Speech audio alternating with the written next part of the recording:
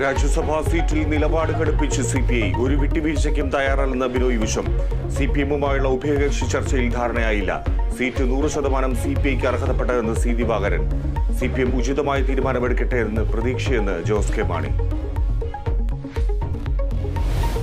മൂന്നാം മോദി സർക്കാരിലെ മന്ത്രിമാരുടെ പട്ടിക ഉടൻ. വകുപ്പ് വിഭജനം ഇന്നുണ്ടായേക്കും. കോൺഗ്രസ് പ്രവർത്തക സമിതി യോഗം ഡൽഹിയിൽ തുടങ്ങി.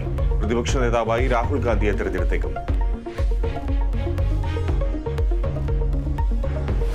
തൃശൂർ DCC ഓഫീസിലെ കൂട്ടത്തല്ലിൽ കേസെടുത്തു. DCC പ്രസിഡന്റ് ജോസ് വള്ളൂർ അടക്കം 20 പേർക്കെതിരെ കേസ്. MP വിൻസെന്റിനും അനിൽ അക്കരയ്ക്കും എതിരെ തൃശൂരിൽ പോസ്റ്റർ.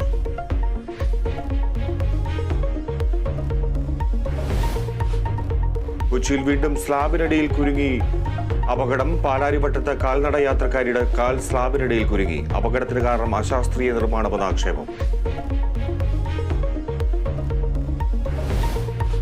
അങ്കമാലിയിൽ വീടിന് തീപിടിച്ച് 4 പേർക്ക് ദാരുണാന്ത്യം. മരിച്ചത് പറക്കുളം സ്വദേശി ബിനീഷും ഭാര്യയും 2 മക്കളും.